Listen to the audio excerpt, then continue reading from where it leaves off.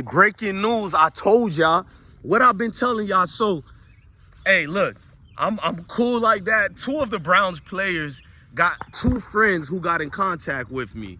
One of them I thought was a troll, so I didn't even pay attention.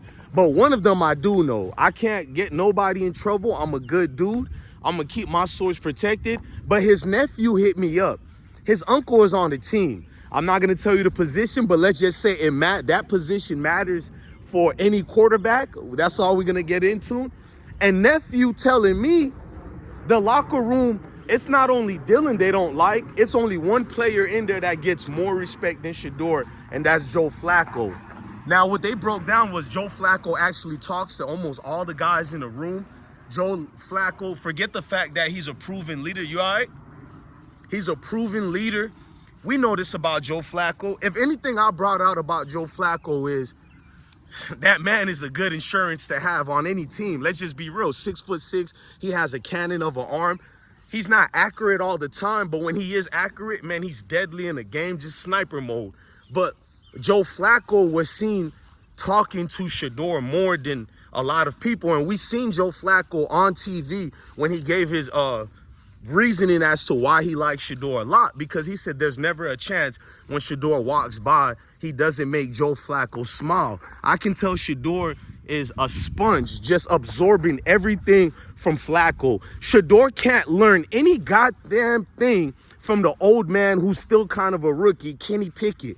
This nigga graduated college like at 26, 27. What can he teach Shedeur when he's still fighting to be on the team? Right? But let's move fast forward. Now, a lot of the players are feeling the same way, like how the Cleveland reporter who was mocking Dillon Gabriel, they were saying that he doesn't measure up, bro. He's not really engaged with the players. He's not vocal. The nephew said they thought it was because of rookie minicamp at the time. You know, guys are in competition mode when you're around other rookies. You don't know if one of these guys might be the guy to replace you. But you should feel the same way with the veterans, which Dillon did, because Dillon has ingratiated himself to the older said-so players. Dillon hasn't been part of the team as far as unison, like when they go out to eat, when they're going to get a little quick snack bites, you know, the cheat meals. When you're working out, you got your cheat meals at Burger King or whatnot. And by the way, who the fuck is eating at Burger King? I should have told Buddy that. Did you really say Burger King? I mean, I understand y'all millionaires and y'all don't have to eat at Ruth Chris or something like that, but Burger King? My nigga, Burger King? But anyways, that's something sidetracked me, bro. Who still eat at Burger King, dog? But and they got the driest chicken nuggets in the world. But what the nephew is basically telling me to talk about, which I am doing it here right now, is the fact that they don't really get along with Dillon, not because they hate him, because Dillon seems uncomfortable. Now, Dillon, he's from Hawaii, if you guys don't know that. I don't think he has anything against brothers. Let me throw that out there. I don't want it to be a negative connotation. I don't think this has anything to do with race on Dillon's part, because one thing I noticed about Dillon, in high school, he got along with the brothers. At UCF, he got along with the brothers. Oklahoma, he got along with the brothers. Oregon, he got along with the brothers. What's going on is Dillon feels overwhelmed by the media attention, because that's the other part they brought up. He can clearly see he's the third-round draft pick. But yet the media, when they come around the facilities of the Browns organization, who and the said-so player they always talk about or seek towards is Shedeur. Shedeur don't even be in the building. It could be another player at the podium. First question is asked, Shedeur Sanders. Now they can literally see it's affecting Dillon in practice. Now the nephew is not like me. I think Dillon Gabriel is not a good quarterback at all, my personal opinion. He's been carried by Florida talent down there in Florida. Oklahoma got Brett Venables with that great defense. They saved him. And when he went to Dan Lanning at Oregon, he was saved there too with immense talent from them 4-stars and 5-star players at Oregon who comes from everywhere. Florida, California, Texas, Alabama. You feel me? So he's always been carried. Shedeur, you can't use that excuse. They tried to say Travis Hunter carried Shedeur. But how can that be if we witness Travis go down and Shedeur still balled out? How could that be if Travis Hunter is being called out right now, this very minute, for having miscues in practice? He's being called out right now. So how did all them yards happen? But let's fast forward. What they're saying about Dillon is realizing the truth, bro. Like, let's say if the Browns do pick Dillon Gabriel to be their next face, Dillon knows the fan base knows the truth about his skill set. They see it in practice. They don't need a Stephen A. Smith. They don't need a racist Tony Grossi. They don't need a alleged meth head Mary Kay. They don't need any of these people to tell them who's the better quarterback. Most of us real football, not just fanatics, guys who played the game. I didn't play at a high level, but I played football, organized football. So any man who played organized football, you know what to look at. Even if these people are better than you, you know who fits the mold of this true NFL player, this true starter. And my thing is, the best two quarterbacks at Cleveland Browns, I'm going to agree with I almost said the actual NFL player's name, but I'm going to agree with his nephew. Joe Flacco and Shedeur is not even close.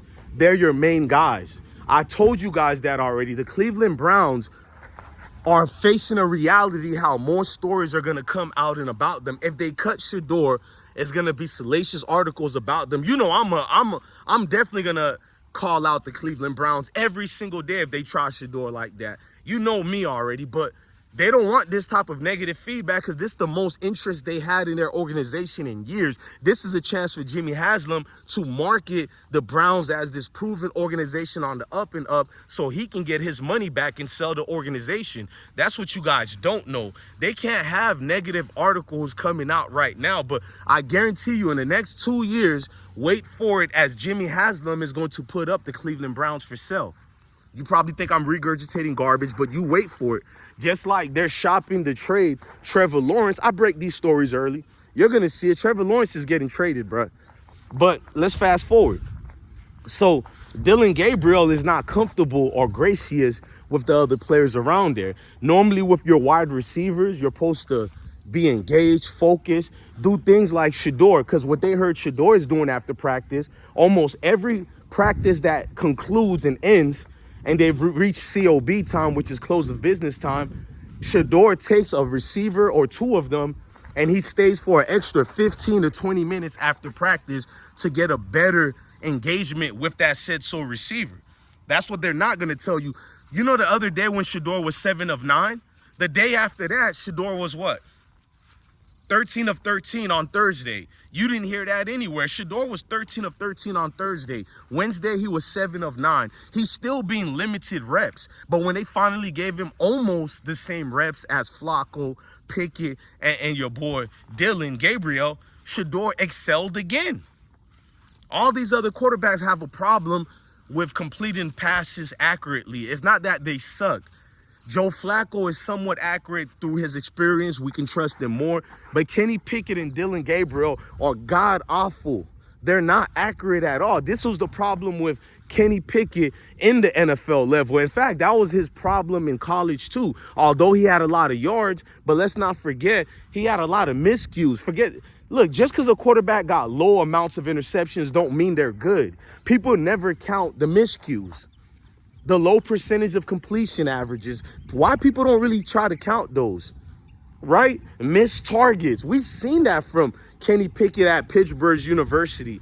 But a lot of you guys don't watch football. You just yap away and you look for who did what in the locker room today. Who did a little TikTok dance. That's the videos you people click on. But shout out to the supporters who click on these videos for informative updates. So Shedeur already won the locker room and he won the players is what I'm basically telling you guys. What's being fed to me is that locker room is chaotic. I didn't even know Cleveland Brown players watch my videos. I openly said I'm not a Cleveland Brown supporter. Hell no, fuck no. But they watch us, bro. That tell you people who stick the code, people who like good journalistic work over here. And I got to look at more of my emails and my Instagrams because I think I got a whole lot of unread messages because I don't check them a lot. I get hundreds, if not 1,000 or more that's unread. Spam, scammers, real people, or maybe just people trying to get engaged to see what I'm doing. Just a lot of garbage. But when you get one vital as that and you see proof, this is the nephew of said so player who's important to the quarterbacks at Cleveland, then yeah, I'm happy I dropped these jewels, bro. And we're going to drop more. We're not going to stop with it. You already know what it is. Ladies and gentlemen, I'm DJ Blessed One, the best one. Love your family, love your kids. Stay blessed.